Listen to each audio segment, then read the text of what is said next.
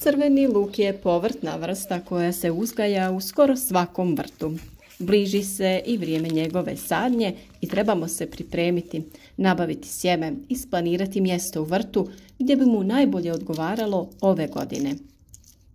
Ukoliko želite, zapratite naš kanal kako bi na vrijeme dobili sve potrebne savjete kako da vaš vrt bude još uspješniji i zdraviji.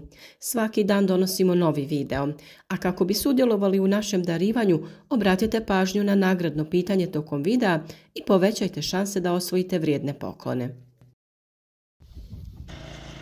Parcele za sjetvu trebaju biti plodne, dobrih vodozračnih karakteristika. Šta to znači? Moraju biti rahle i dobro propuštati vodu kako se voda ne bi zadržavala oko luka, što može uzrokovati oboljenja.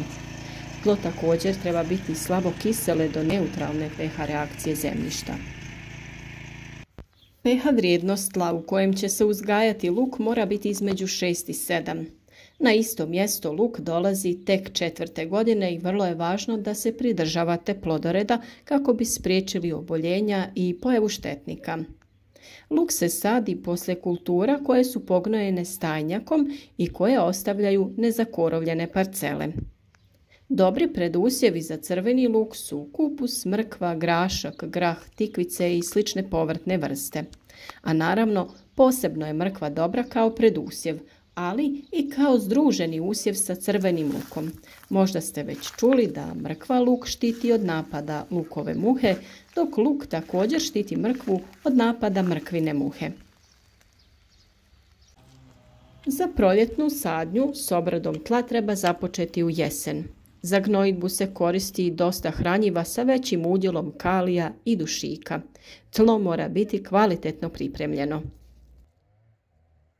U fazi dozrijevanja glavica smanjujemo količinu dušičnih gnojiva jer on može produžiti vegetaciju i utjecati na kvalitetu ploda. U tom periodu vrlo je važan fosfor i kalij. Naravno, najbitnije organsko hranjivo je stajnjak koji je također najbolje dodati u jesen. Prije same sadnje može se dodati pregorjeli stajnjak, to je stajnjak koji je odstojao barem godinu dana. Tu je naravno i humus ili glistenjak. Tako ćemo popraviti strukturu tla i dodati vrlo važne mikro i makroelemente. Naravno, pored toga je potrebno dodati i kalij kako bi imali zdrave i otporne plodove koji dodajemo posipanjem pepela. Nakon dodavanja stajnjaka potrebno je zemlju dobro promiješati kako bi bila rahla i pogodna za sadnju. Prvo što smo mi uradili prije same sadnje jeste posuli drvenim pepelom naše gredice. Pepeo će djelovati kao dezinficirajuće sredstvo, kao zaštita od štetnika i kao hranjivo. Protiv puževa, protiv lukove muhe, kao dodatak kompostu ili za obogaćivanje tla. Pepeo nastao sagorijevanjem drveta koristi se u vrtovima za brojne namjene. S obzirom na to da je pepeo nastao sagorijevanjem biljaka, on sadrži 13 osnovnih elemenata potrebnih za rast biljaka. Izvrstan je izvor kalcija, kalija i mikroelemenata za vrt. Njegova glavna zadaća u tlu je smanjenje kiselosti sredine, a luku je to prijeko potrebno jer ne voli kisela tla. Velik je broj sorti crvenog luka koje se međusobno razlikuju prema namjeni, vremenu sjetve, obliku, boji i veličini glavice, prema ljutini i otpornosti na bolesti.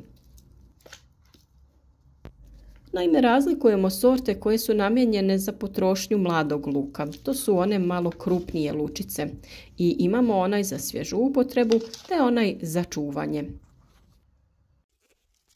Ovisno o sorti i agrotehničkim uslovima, period vegetacije luka traje od 90 do 180 dana.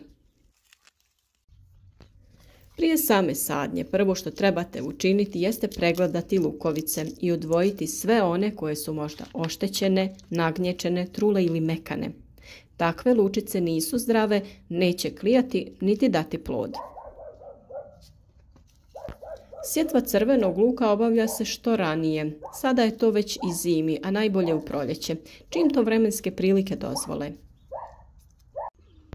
Rana sjetva pogoduje dobrom rastu biljaka, formiranju glavica i izbjegavanju oboljenja i štetnika koji dovode do smanjenja prinosa i propadanja usjeva.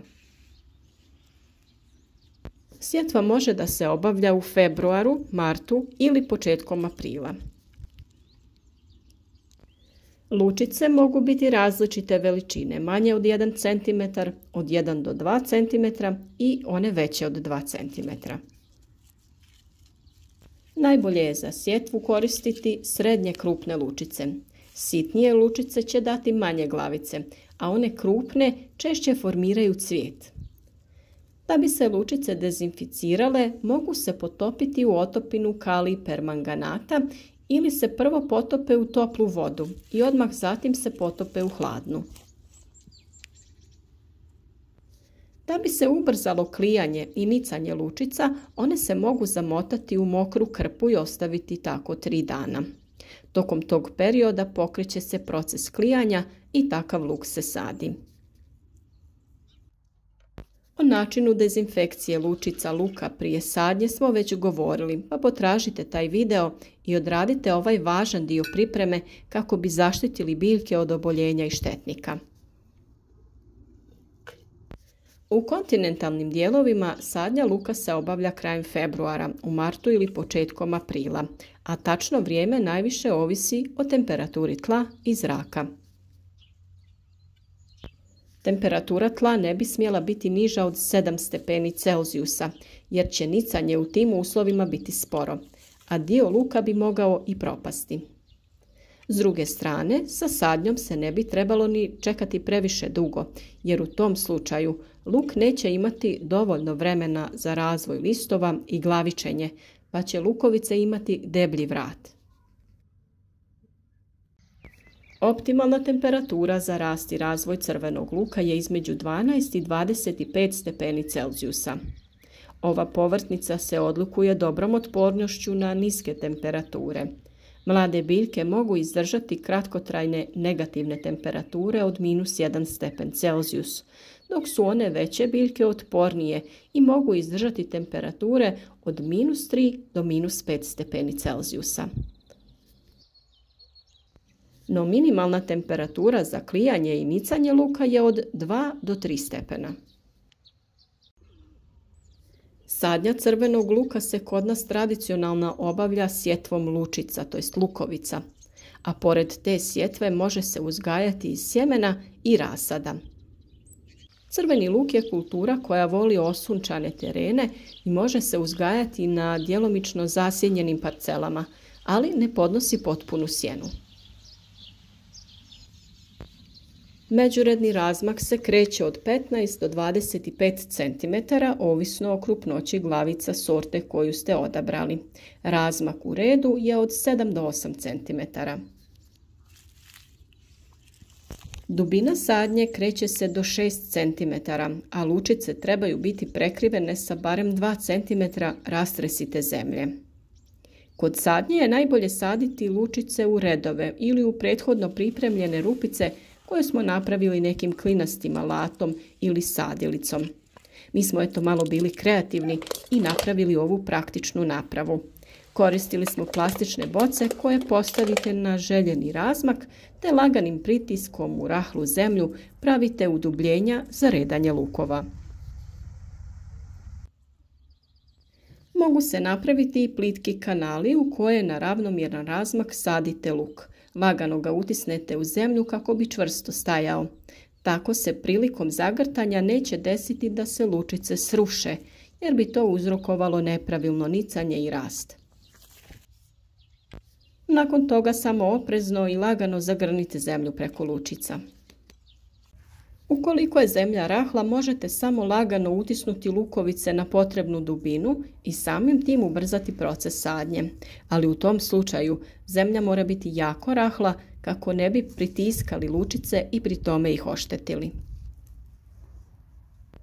Osim odgovarajuće temperature, za rast luka potrebno je i puno vode, pa nasade treba redovito zalijevati. Navodnjavanje je posebno važno u početnoj fazi rasta i tokom razvoja u proljetnim mjesecima. Može se vršiti sustavom kišenja ili sustavom kap po kap. Za vrijeme sušnih razdoblja treba ga intenzivnije zalijevati. Kod uzgoja luka velik problem predstavljaju korovi. Kod direktne sjetve mogu izrasti i prije luka, pa ga na kraju uguše. Stoga sve dok se biljke ne oblikuju, nasade treba i redovito okopavati i plijeviti. Okopavanje treba obavljati oprezno jer je korijenje relativno plitko. Najčešće su dovoljna 2 do 3 kultiviranja. Prvo se obavlja odmah nakon nicanja, drugo 2 do 3 sedmice kasnije, a treće po potrebi. Kao i svaka biljka, tako i luk ima svoje nametnike i bolesti poput lukove muhe, moljca, plamenjače, truleži, uslijed dugotrajnih kiša i drugih pojava. Dezinfekciju i prevenciju smo uradili dodavanjem pepela, a o borbi protiv ovih drugih pojava pričati ćemo na vrijeme u nekom drugom videu.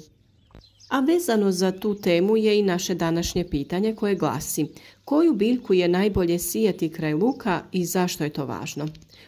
Odgovore pišite u komentarima, budite aktivni i povećajte šanse da osvojite vrijedne poklone. Pišite od kuda nas pratite i sa kojim izazovima se vi susrećete pri uzgoju crvenog luka. Naš rad podržite sa lajkom ispod videa. Ukoliko video smatrate korisnim, podijelite ga sa prijateljima i družite se s nama u narednom periodu, jer ćemo na vrijeme govoriti o svim radovima, problemima pri uzgoju i naravno njihovim rješenjima.